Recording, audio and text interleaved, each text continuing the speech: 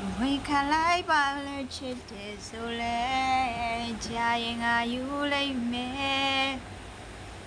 ဘယ်လိုပြောင်းစာလေးနဲ့ဖတ်ပြခြင်းလို့ပါနားထောင်ပါရင်ထဲမှာခံစားရခက်တဲ့အခါနားထောင်တယ်လူတစ်မျိုးကရင်ထဲခံစားရခက်နေပြီမို့ထုတ်ပေါ်မပြောပြတတ်ဘူးတဲ့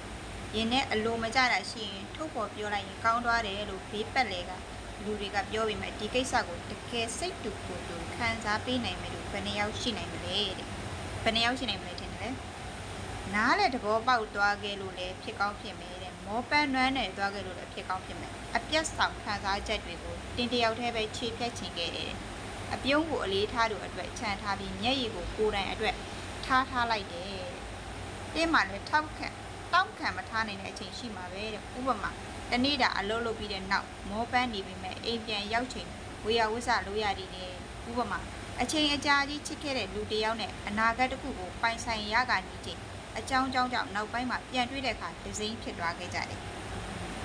ကိုနဘေးကလူအတွက်ဒီလောကကြီးအတွက်ကျင်နာမှုယာနှုံးပြည့်ထိန်းထားမယ်လို့တင့်ကိုတင်ဂတိပေးတယ်ဘာခက်ခဲကြုံဘလောက်နာကျင်နေလဲနောက်ဆုံးအချိန်မရောက်မချင်းလှပကောင်းမွယ်မှုအပေါ်ထားတဲ့မျှော်လင့်ချက်တွေမဆုံးရှုံးရဘူးလို့တင့်ကိုတင်တောင်းဆိုတယ်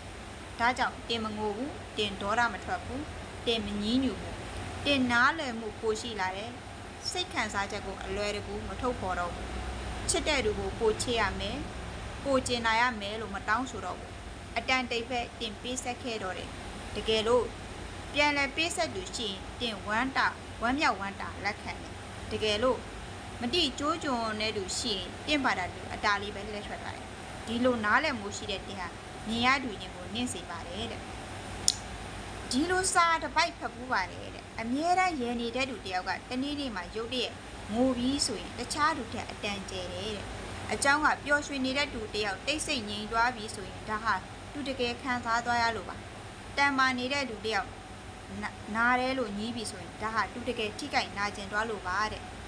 ရင်နဲ့ခံစားရခက်သူကပျော်ရွှင်ခြင်းကိုနည်းနည်းပဲရပါမယ်အလွယ်တကူကြည်နဲ့ရောင်ရဲတတ်သူလည်းဖြစ်တယ်တဲ့အခြားတွေရဲ့ဂယုစိုက်တဲ့စကားတစ်ခွန်းအလေးထားတဲ့စကားတစ်ခွန်းတီးနဲ့လည်းသူတို့အကြာကြီးပြောနေတတ်တယ်တဲ့ပျော်ရွှင်ခြင်းတွေဝန်းရံထားသူမှာကပျော်ရွှင်ခြင်းကိုတိတ်ဂယုမဆိုင်မိတတ်ဘူးပျော်ရွှင်ခြင်းကိုမျှော်လင့်နေသူကတော့မပြောပလောက်တဲ့နှွေးထွေးမှုတစ်ခုလေးဆိုပေမဲ့ရင်ထဲကိုခါးတီးမှုတွေအားပြော့စေနေပါတယ်တဲ့တကယ်လို့တဲ့ဖြစ်နိုင်ရင်ခံစားရခက်တာတွေကိုရင်ထဲပဲတိုးဝဲမထားပါနဲ့ရင်ဖွင့်လို့ရတဲ့သူစီကိုရင်ဖွင့်ပါတဲ့တင်ဟာတယောက်တည်းအထီးကျန်မနေပါဘူးဒီလောကမှာတင့်ကိုနားလဲတဲ့သူချစ်တဲ့သူနားထောင်ပေးနိုင်တဲ့သူရှိပါသေးတယ်တဲ့ပြောကြပါစိတ်ထဲမှာအရင်မမျိုးတိတ်ထားကြပါနဲ့ဒီလိုမျိုးတယောက်ယောက်ကိုကိုကရင်ဖွင့်စရာမရှိဘူးဆိုရင်တော့မနဲ့ဒီလိုစာအုပ်ပေါ်မှာကိုယ့်ရဲ့ခံစားချက်တွေကိုရေးချလို့ရှိရင်စိတ်လက်ပေါ်ပါတွားနိုင်ပါတယ်လို့အကြံပြုရင်းတက်တာပါရှင်